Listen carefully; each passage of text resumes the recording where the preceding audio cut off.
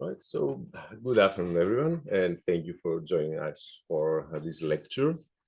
Tonight, we're delighted to welcome Sunniva Mundal Haug, an MA student in art history from the University of Bergen, who will be presenting her ongoing research for her MA thesis. Currently, Sunniva is a research affiliate at our institute, working on a project that applies material agency theory and psychoanalysis to ancient Greek and Roman art. A unique and insightful approach we're excited to hear more about. Supporting young promising scholars like Sunniva is central to our mission, and we are grateful for this opportunity to showcase Sunniva's work. I'd also like to acknowledge that Sunniva is here in Athens thanks to the Athenaeum Travel Stipend. The Athenaeum, a society of friends of the Norwegian Institute at Athens, strengthens connections between the Institute, Norwegian universities, and the public, promoting Greek studies in Norway, and providing funding for MA and PhD students researching topics related to ancient and modern Greece. If you'd like more information about Athenaeum, including how to become members and support its goals, please feel free to ask us during the reception. To return to our speaker and introduce our speaker further, before starting her MA, Sunniva completed her studies in film production and art history, two fields that have influenced and have informed her take on her current research significantly. In spring 2024, she served as a teaching assistant in her department and has been active on the art history student committee. Her recent research, conducted in Rome and Athens with support from the Ella and A. Stein Scholarship and Athenaeum, of course, centers on religious art in Greco-Roman antiquity. Her academic interests include perception theory, material agency, psychoanalysis, and sensory experience, with ambitions to continue her work in art history research. In tonight's lecture, Sunniva will introduce us to her project, exploring the intersection of material agency theory and psychoanalysis in Greco-Roman art through the concept of the gaze.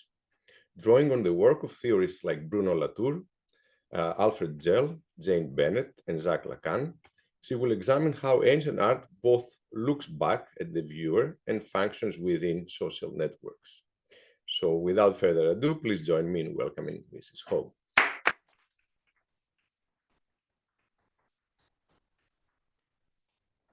Thank you very much for that introduction, and thank you very much for coming. I would also like to give a special thanks to Athenaeum for giving me the opportunity to come here and do my research.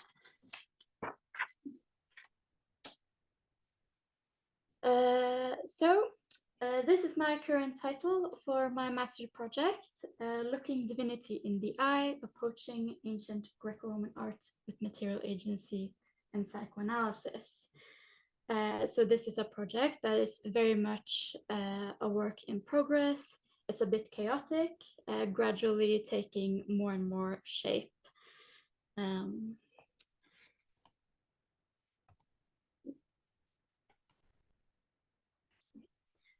So what I want to do in my thesis is to see how we can approach religious Greco-Roman sculptures of Antinous using material agency and psychoanalysis. And these are two quite different theoretical approaches. You have material agency, which explores the world around us and the material and objects in it. And then you have psychoanalysis, which explores the inner psyche and the unconscious. However, something that I have, or something which has stood out to me, is that both theories have similar sentiments about the power and agency of objects and the gaze. So this is something that I consider a point of intersection between the two, which I hope to explore further. So on the right here is just my current disposition for how I imagine my chapters to look like. And some of this I will be going through today. I will start by introducing the theories before delving into Lacan and his notion of the gaze, and then talk about material agency and the gaze before I give some religious and historical context to Antinous.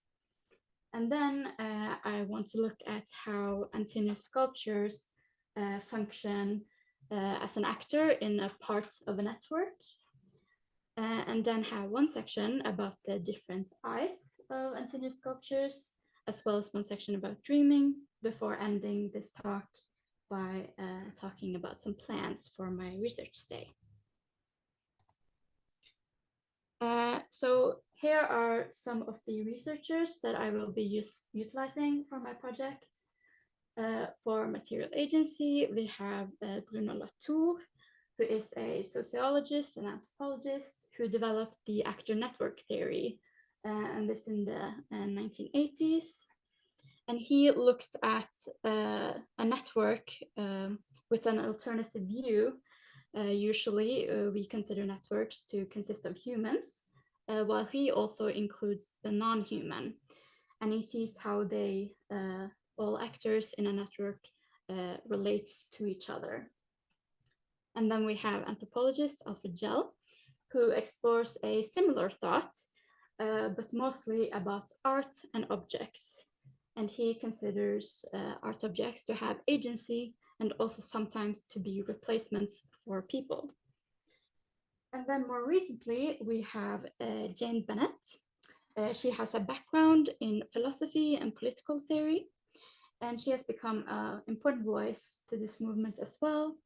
She explores vital materialism or vibrant matter, which is something that can be anything from trash, electricity, food, and metal, to have an innate active power within them. She also calls this for thing power. And then we have psychoanalysis, which we know is developed by Sigmund Freud. And this started as a practice in therapy. However, Freud himself has used this as a tool for interpretation of art. So he considers the artist or artwork from an artist the outgrowth of an artist's unconscious. He also focuses on dream interpretation, the unconscious, sexuality, identity, and trauma. But the psychoanalyst, which I will be utilizing the most, is Jacques Lacan and his notion of the gaze, which I will explain further. But first, I want to talk about some of the limitation to these theories. Both have received some criticism, like for example with psychoanalysis.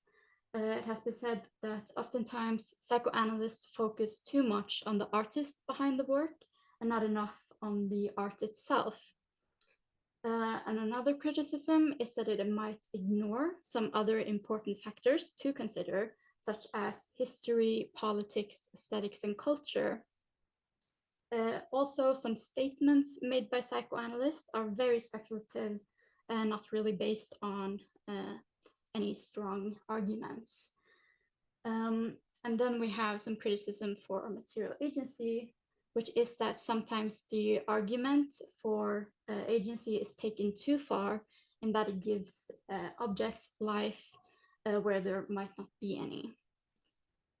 One thing I think is that material agency theory sometimes is a bit too overcomplicated. You kind of have to rethink everything you know when you start exploring this, which is a good thing. However, I do think it's unnecessarily overcomplicated sometimes. And this might also be a result of the fact that material agency might not have a unified vocabulary or a taxonomy and systems in place to make talking about material agency easier. However, it does seem to me that material agency is quite popular to research, or starting to become quite popular. And we also see the bigger picture of post-humanism and new materialism as well. So I think that we will get a clearer vocabulary in time as well. And one thing these theories have in common is that they both explore something which is invisible and you can't really measure it. And it's also quite fleeting and abstract and experience-based. So when I try to explain to family and friends what I am writing my thesis about, I sometimes feel a bit like a lunatic. So now on to Lacan and the gaze. So Jacques Lacan, he started exploring identification in his earlier research with the mirror stage. So the mirror stage is something he considers a formative phase of a toddler's life, where the toddler sees themselves in a mirror and then identifies the mirror image with their body. And this also, according to him, happens when a toddler looks at other bodies as well as sculpture even. And then in his later research, he started exploring the gaze. So he differentiated between two ways of seeing. You have the eye, which is very straightforward and looks at what it sees. And then you have the gaze, which is something which comes from the outside. He says it's a relation through vision where something slips, passes, is transmitted from stage to stage. And the gaze is that we are not the only ones to look, we are also being looked at. And in terms of art and objects, we usually consider ourselves the subjects looking at objects, but then we face a reversal of roles where the subject becomes the object. As Lacan says, I am looked at, that is to say, I am a picture. So this is a feeling maybe some of you have experienced yourself, like when walking by a painting or sculpture and then feeling the eyes maybe following you. And I think it's this odd feeling that Lacan is trying to explain. So in other words, looking goes in both directions. We look at artworks and artworks also look back at us. And this is where I believe that psychoanalysis intersects with material agency. So the gaze isn't as much discussed as a concept in material agency theory, but it is nonetheless a very important part of discussing art with agency. And this is something Alfred Gell discusses, particularly religious images. He says that to look upon and be looked at by an idol or another image of a god is to internalize the divine gaze and the divine image. So what happens is not just that a devotee looks at the representation of a god, but there is a mutual gaze between the god and the devotee. So there is a physical and mental interaction between them. And Caroline von Eck, she also discusses agency in art. She mentions the Medusa myth as a good example of art with agency. So, of course, we know Medusa as the mythical gorgon with the petrifying deadly gaze. And then Van Eck mentions specifically a point made by Frontispice Ducrot about Ovid's version of the myth, where not only is Medusa turning those she looks at into stone, but specifically sculpture. So what happens is a form of iconopoiesis or image making. And what's very interesting is that even after death, Medusa is still dangerous. So despite being decapitated, she can still kill. And in iconography, the Medusa head was very popular, like on mirrors and also armor. As we see here, bronze greave on exhibition at the Met. And we can argue that armor already has agency because it's supposed to protect its wearer from harm. So it's actively doing something. But then you have another layer with the Medusa head decorating the knee, meant to intimidate the enemy.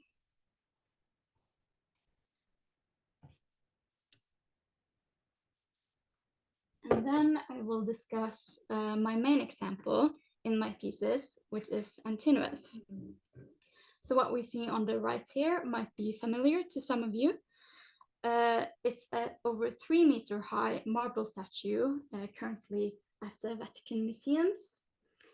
It's called Brasci Antinous, or Antinous as Dionysus Osiris. And what we see mostly reminds us of Antinous with the ivy wreath around his head, and then also the Thyrsos, which he's holding. However, this is also Antinous, who was a historical person who lived from around year 110 to 130 CE. We know from some ancient sources, such as Cassius Dio and Pausanias, that he was from Bithynia, which was a Roman province and is today in Turkey. We also know that he was the favorite of Emperor Hadrian. So in year 130, Antinous joined Hadrian for a journey into Egypt, and then he drowned mysteriously in the Nile. And this supposedly also happened during the celebration of the Egyptian god Osiris and his death and rebirth, which also happened in the river. So the reason behind Antinous' death has been very much discussed by both ancient and modern scholars. Cassius Dio, he writes that Hadrian himself wrote in his biography that Antinous' death was an accident. But Dio's own opinion is that Antinous was a sacrifice. It has been suggested that Antinous sacrificed himself for Hadrian's rumored illness. And it has also been suggested that he took his own life as he was becoming too old to be the lover of Hadrian. And this sounds a bit strange to us because Antinous was only around 18 to 20 years old, but those were maybe different norms in antiquity. This is, of course, all speculation, and we do not know what really happened. What happens next might suggest that there was a religious reason connected to this, and is nonetheless very interesting as Antinous becomes deified. He becomes associated and assimilated with other gods, particularly Osiris, Dionysus, Hermes, Apollo, and Asclepius. And Hadrian, he founds a city in Egypt nearby his place of death called Antinopolis, which is the most active place of the Antinous cult, which also appears after his death. And he also raises temples dedicated to Antinous, such as in his own villa just outside of Rome. And he commissions a lot of sculpture and images of Antinous. So there has been found over 100 sculpture showing Antinous, many of them as a syncretic depiction of other gods as well. And then also 30 coins from provinces of Rome, mainly in Asia Minor, with Antinous' image as well. And the Antinous cult spread all over the Roman Empire, and it was even a rival to the rise of Christianity. And both religions had similar promises of life after death and also healing. But as we know, Christianity became the prevailing religion, and the cult of Antinous died out.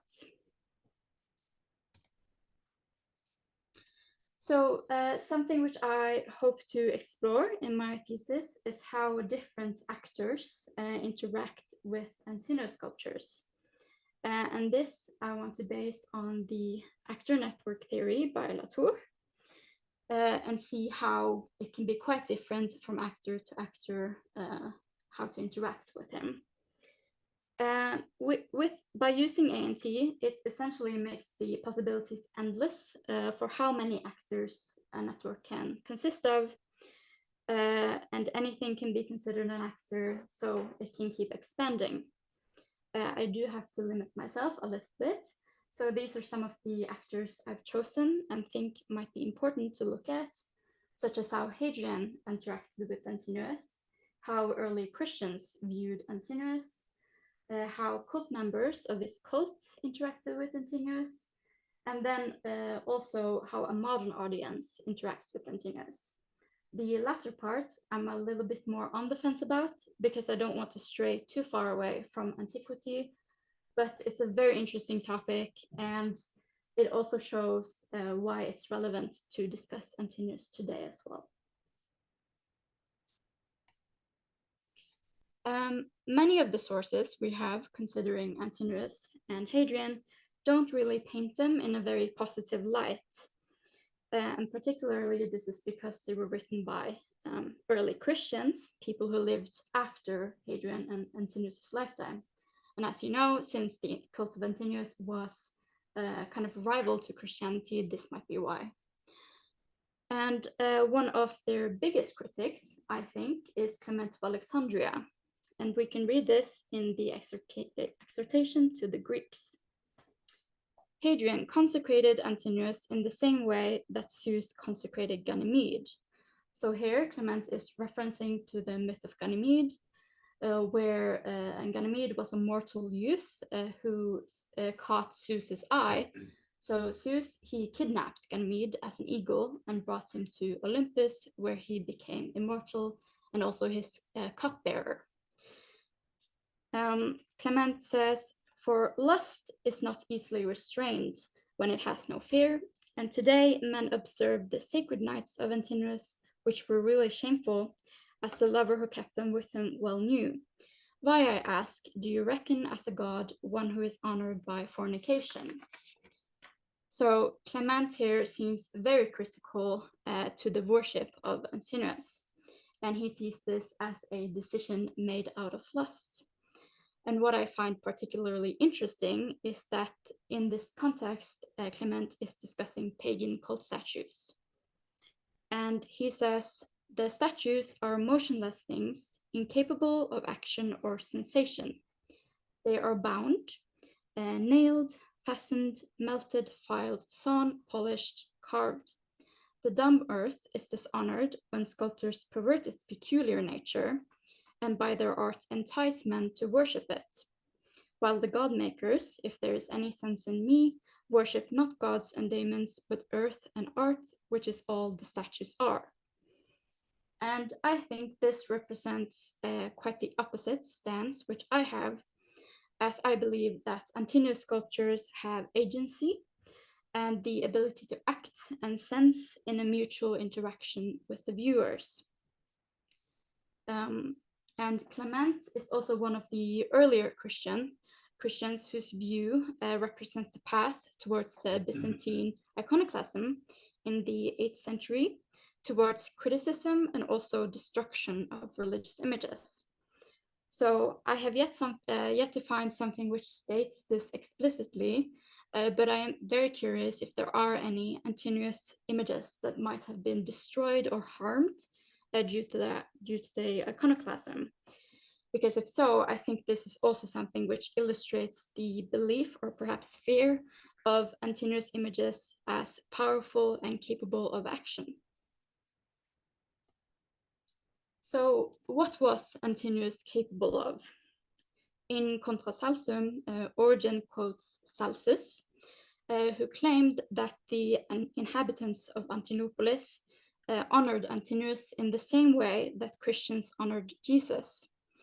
This is something which Origen is quite critical about, but at the same time, he doesn't completely shut down the idea of Antinous being capable of action.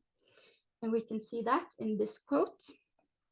"Furthermore, if the worship of Antinous were to be examined honestly and impartially, it would probably be found that it is owing to Egyptian magic and spells that he appears to do miracles in Antinopolis even after his death."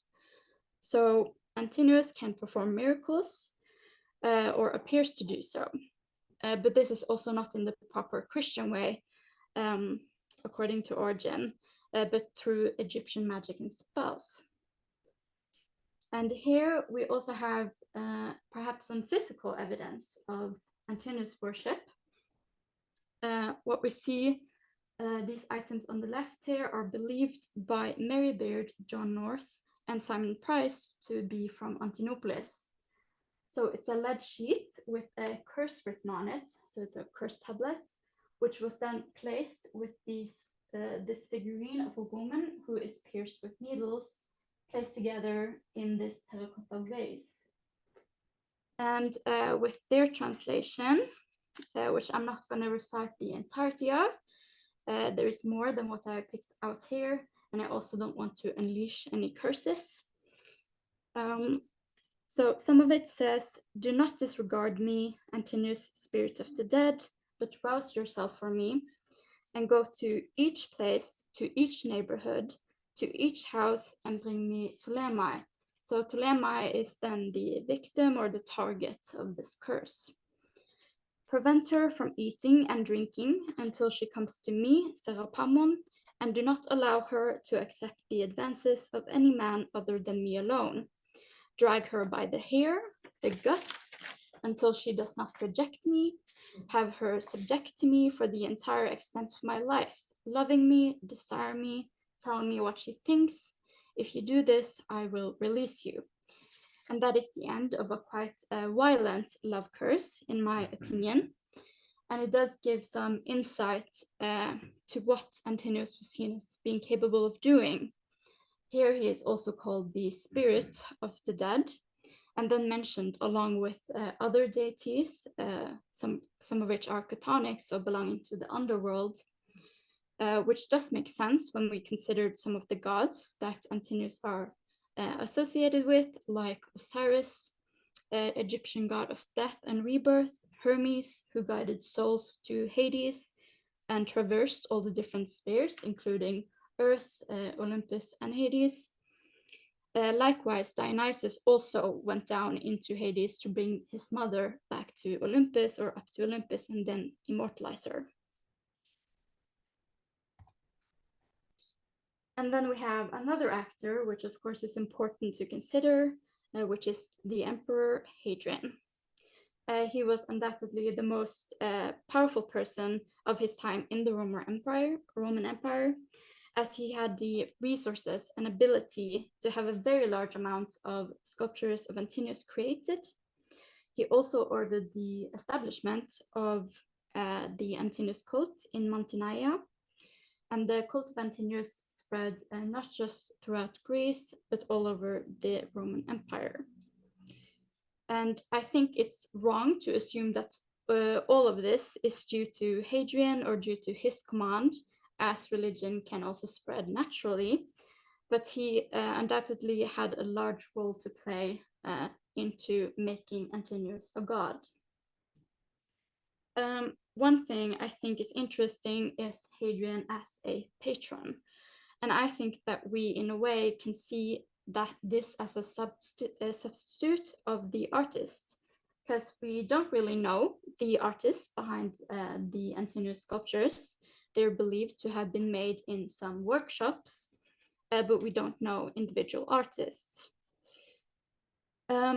And I think that Hadrian had a lot to say in creating these images, as they're all very similar. So it's not really certain that anyone could say that they wanted him to look a certain way. But instead, what we see when we look at Antinous is what Hadrian wanted to see, is his version of Antinous. He also, of course, had a lot to say when it came to establishing sanctuaries and spaces dedicated to him. And something else I find interesting is the duality with interactions between Hadrian and Antinous after his death. As in one way, the images that Hadrian surrounds himself with, which is particularly obvious in Hadrian's villa, where many of the Antinous sculptures are believed to be from, that this speaks of Hadrian's grief and perhaps the wish to remember Antinous and be present or be physically near him. But then you also have Hadrian's role as a worshipper. Hadrian was a believer of divination. He visited Delphi and kept in contact through letters and consulted the oracle. And after Antinous' death, Hadrian believed that the oracles were given through Antinous' agency. So interacting with Antinous wasn't necessarily only done out of grief or love, but also as a religious act.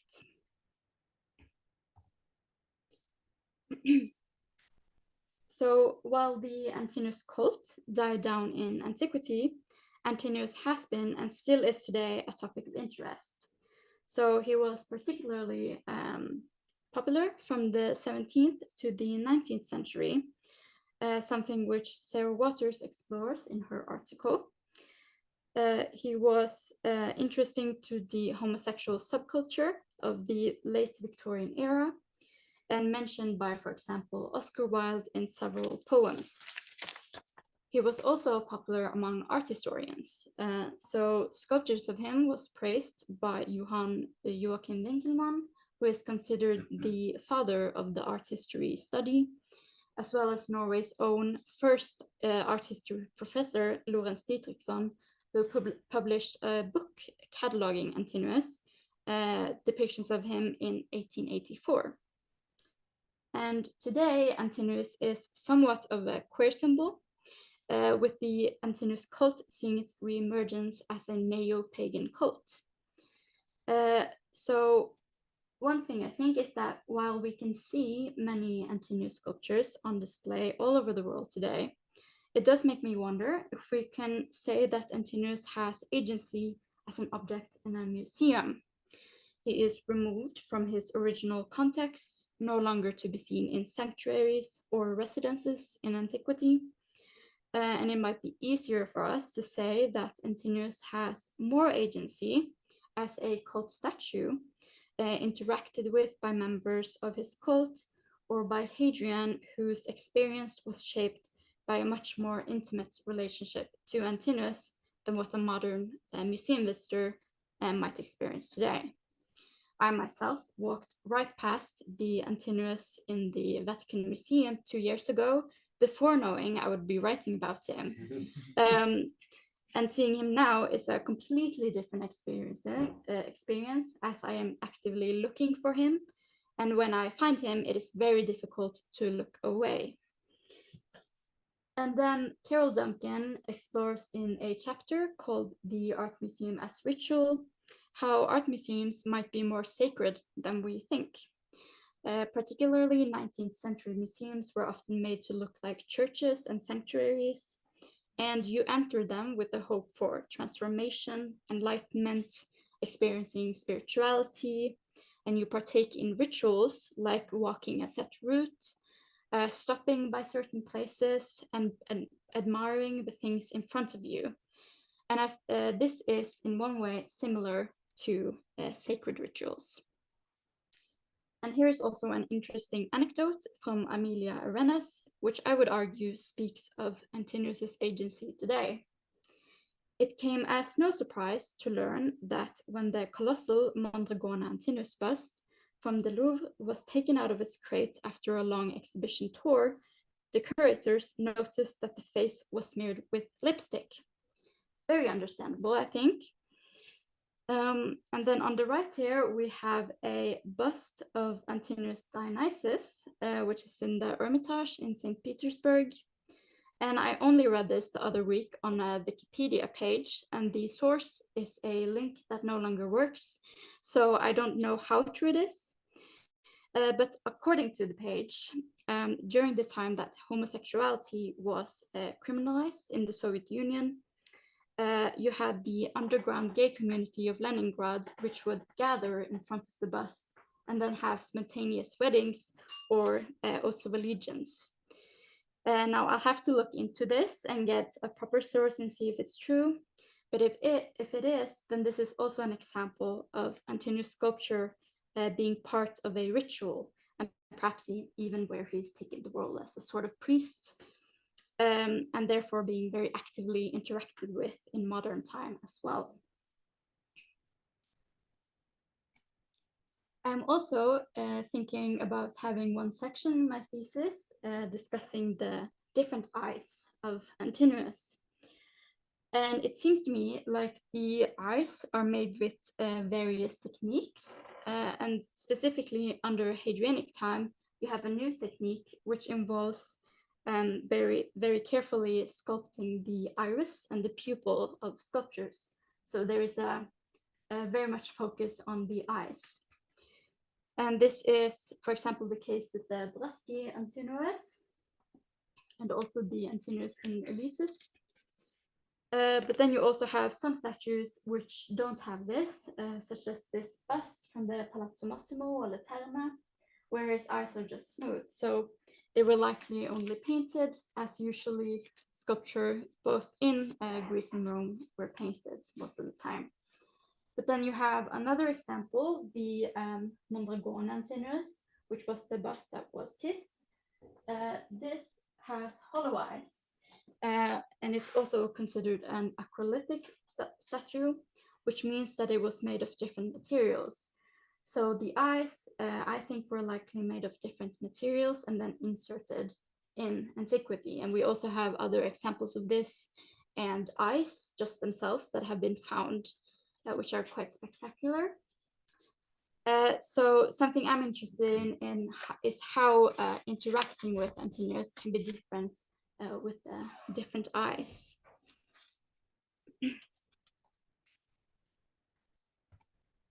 I'm also interested in discussing dreams.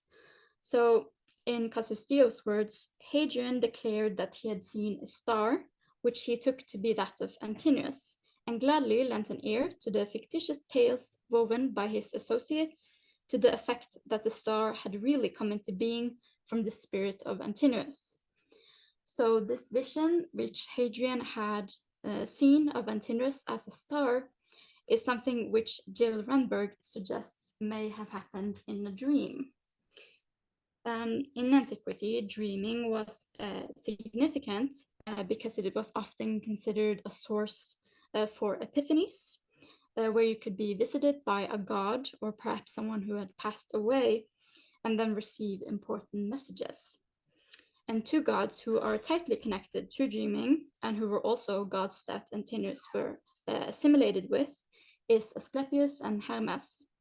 So Hermes is considered the bearer of dreams. He could wake the sleeping or the dead with his caduceus wand. And then as part of the Asclepius cult, people who needed physical or mental healing would visit the Asclepius sanctuary, like in Epidaurus, and then spend a night in sleeping chambers and either receive healing by touch or medicine or through dreams. Something I'm also interested to look into is Artemidorus and Freud. So it's been pointed out by several researchers that there are similarities between the two.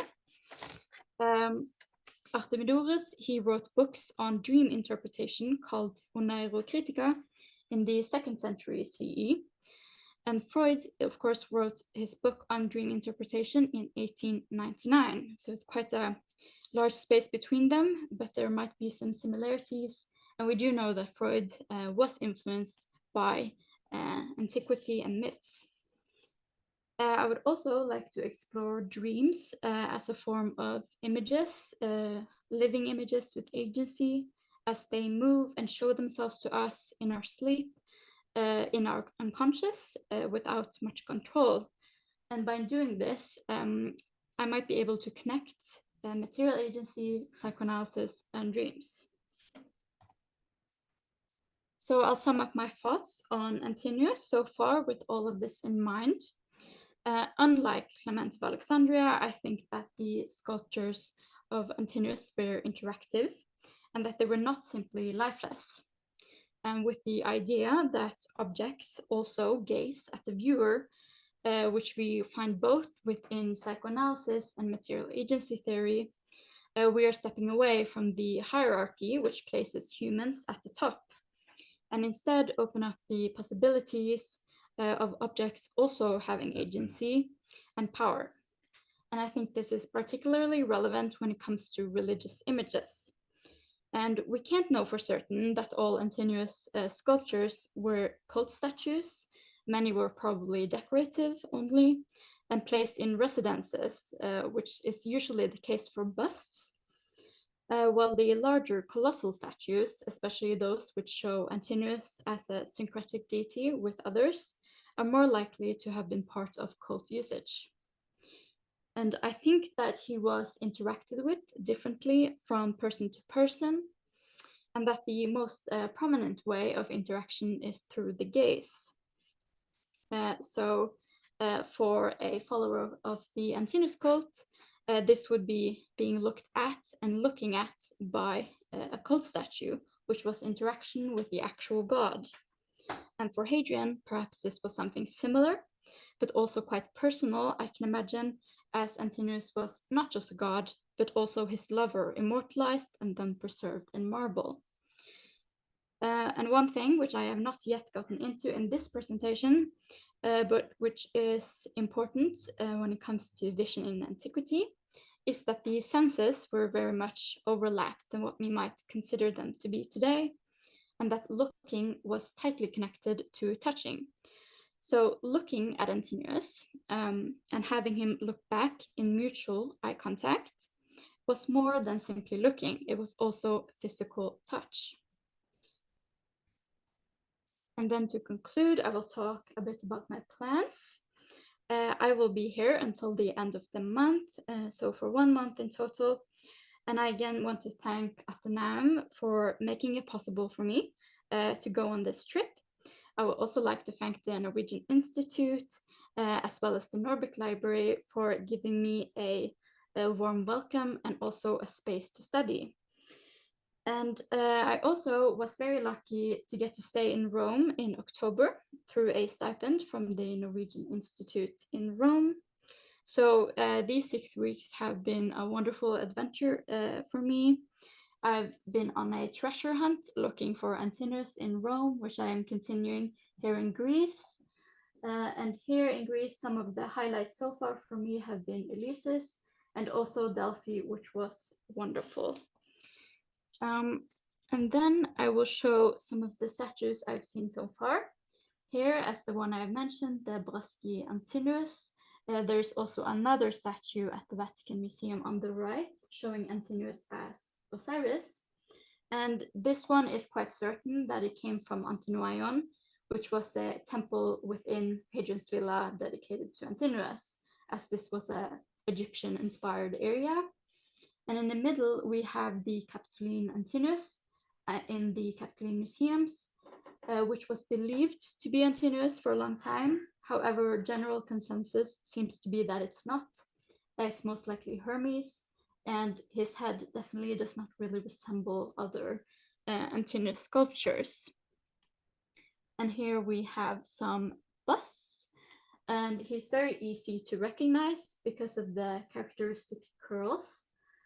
And one bust that is interesting is the second one to left here, which shows Antinous as a priest of the imperial cult. And I think this is interesting because then we cover the whole spectrum of divinity and godhood, as we have Antinous as mortal, Antinous as a priest, Antinous as a hero, and then Antinous as a god. So it's like all the entire path towards becoming a god. And here we have 2 sculptures at the museum in Naples. And then this relief at the Palazzo Massimo, which shows Antinous as Silvanus, who was a god a bit similar to Pan, of wild nature, forests, and also a protector of cattle. And then, of course, we have these examples from Greece. We have Antinous as Asclepius on the far right, which is in Eleusis. And we know that both Hadrian and Antinous were participants or initiates to the Eleusinian mysteries, which was the mystery cult tightly connected to the underworld. So we see a pattern of death, rebirth, the underworld with Antinous, which I think is very interesting. And then we have the statue of Antinous in Delphi, which is considered by many to be one of the most beautiful sculptures of him, which I do agree, and the photo doesn't do it justice. And he's very shiny up close. And then we have this bust, which I have yet to see at the Archaeological Museum here in Athens. So this is something I'm looking forward to seeing as well. And that is what I had for today. Thank you so much for listening to me, and I'm very thankful for any feedback or questions. Thank you very much.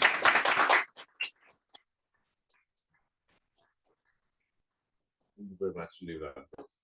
Really interesting and fascinating topic to explore.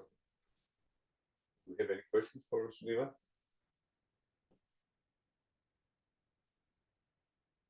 I'd love to ask about Antinous at Delphi. Yes. I mean, it makes perfect sense for him to be at Eleusis, for him to be other places, but why do you think that he, would be honored at Delphi?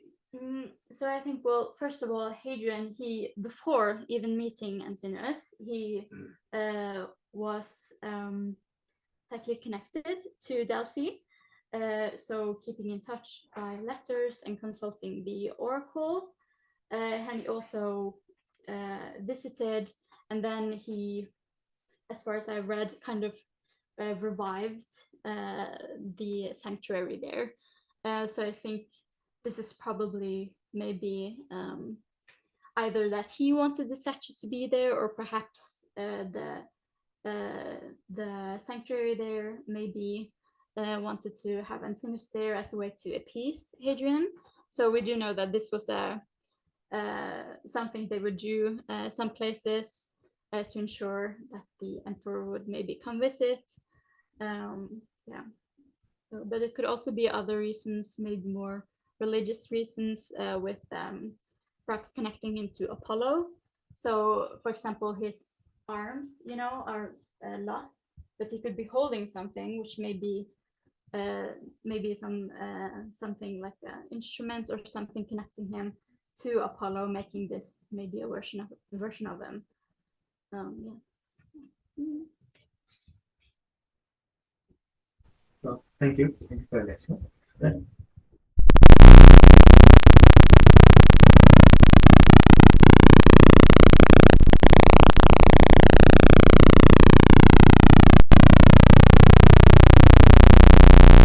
Worship Antonius alone in the Roman Empire.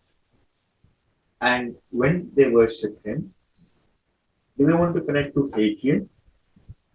And by extension, because Hadrian will die or be killed.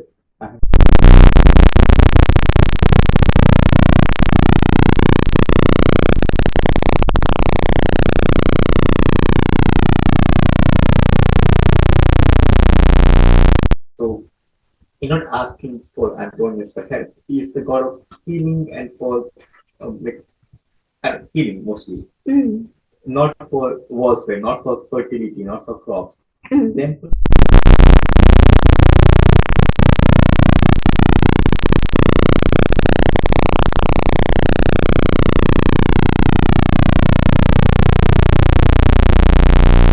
own cult as sign of power and victory and legitimacy.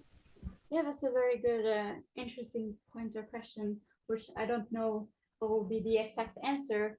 However, I think you're onto something. And I think in one way that Antinous was maybe an ideal, for commoners, as he was, he sometimes, or he's been referred to as a slave of Hadrian by Eusebius. Is that how you pronounce his name? But he's the only one to do so, so it's a bit unsure. He was probably not a slave, but he was at least someone without a status. He was just a normal boy or person. But he becomes so connected to the emperor, and he becomes a god.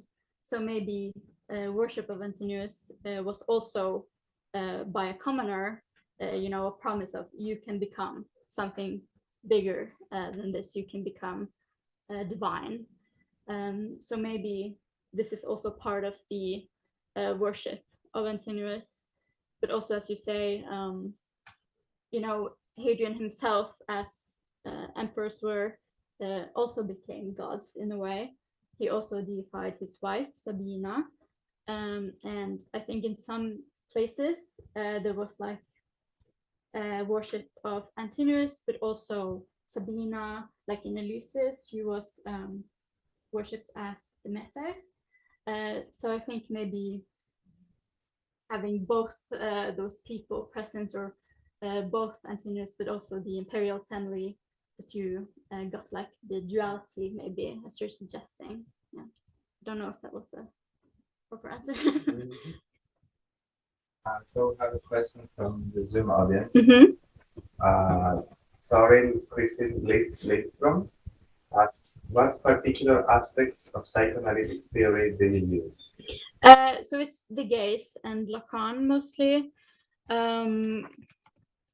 which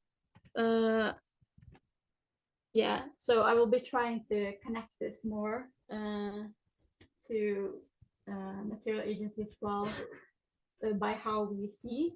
So perception theory in a way as well. It's a bit interesting because it's not just psychoanalysis. It has so much in common with other perception theories as well. But it will be mostly the gaze, and then also with the concept of dreaming, tapping a bit into Freud and his dream interpretation. But I'm not really looking to create an analysis based on the traditional psychoanalysis. I think some of it I also think is so odd and not really fitting to use. So I'm trying to stay strictly with the gaze and also a bit of Freud's dream interpretation. Cecilia, it's definitely an observation about the CARES tablets. Antinous was a particularly powerful connected devil because his death was both violent and premature. So this would make him a very angry and dangerous devil. Note also that he figures in an attraction ritual aiming at erotic attraction. And this matches his role in life.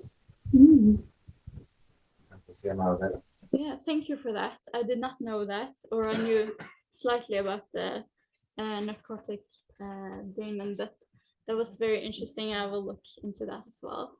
Thank you. Other questions? Just one last question from me. Antonius, in the modern sense, is like recognized as a neo-pagan queer cult symbol, especially in the past 70, 80 years, when homosexuality and the LGBT was in its nascent stages, was still developing in many parts of the world. For these, not really, for these lovers of antiquity who were also in the movement, allies or participants themselves, how would they justify Antonius? Would they see him as a cult figure of the ancient past? Because they may have knowledge about the subject. Or they may like, I've been to the museum today, this guy looks very hot. Let me make a religion out of him. Both can work.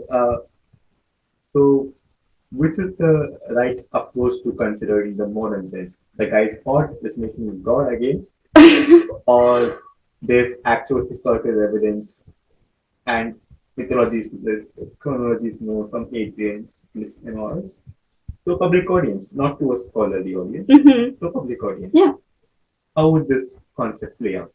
And how did it refine to, because I'm sure it's a very conflicting thought with Christianity and with other monotheistic religions. How would it play here? Yeah, no, that's a very interesting question and fitting because I was just reading an article about the cult as neo-pagan and the worship of Antinous, and it essentially said almost exactly what you said, that people saw Antinous and was attracted to him. So some of them, grew maybe interested in him because of that, or like an attraction kind of leading down onto the path towards worship. So that was something commonly found in that article, which did some interviews with members of the religion.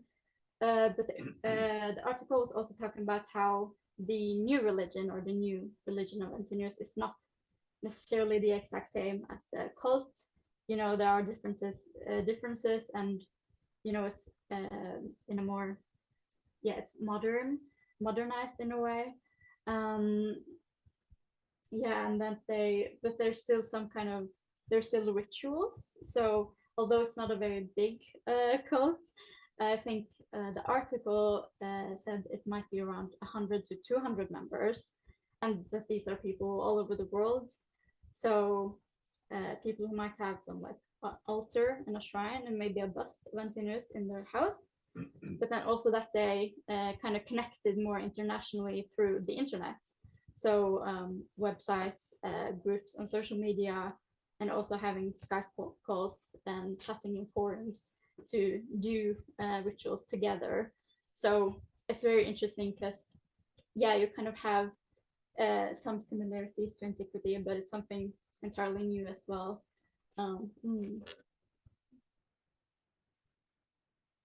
One last Zoom question. Yeah. First, let me out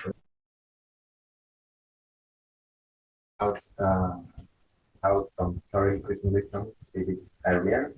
Perception, and in particular perception of pixels, are thoroughly treated within philosophy, based on Wittgenstein's analysis and his concept seeing in the current content of the pixel, and Goldheim's, I think it's pronounced, a concept seeing as, seeing the pixel as a pixel, are explored in great detail down to the very basics of perception. May also apply to sculptures, she said. And she asks, as a sort of continuing her last question, anything from basic Freudian theory uh, regarding the psychoanalytic aspects of psychoanalytic theory. Just basically, if you have anything from the basic, you utilize something from the basic Freudian theory. From Freud, then that would be what I will be exploring a bit in the chapter about dreaming, I was thinking. And there are, I could take it in a more Freudian direction as well, which I don't really want to, but you can also, because it's supposed to, you know, with Freud and art history, you're supposed to explore the artist behind the work. And this is so difficult in antiquity because we don't really know the artist behind so many of these sculptures. But then I was thinking of perhaps seeing Hadrian as the patron and the one who commissioned so many of these artworks as a substitute for the artist, and seeing like his, trying to see him on a more psychoanalytical level. But this is also very difficult as he lived so long ago. So you have to have a lot of sources, I think, and usually, possibly the opportunity to interview someone to really understand their psychology. So I'm a bit reluctant to going down that road. But I am hoping to at least talk about psychoanalysis and Freud in my thesis as a more of an introduction, and then perhaps use some Freudian analysis with dream interpretation. All right. Thank you very much, Sunniva.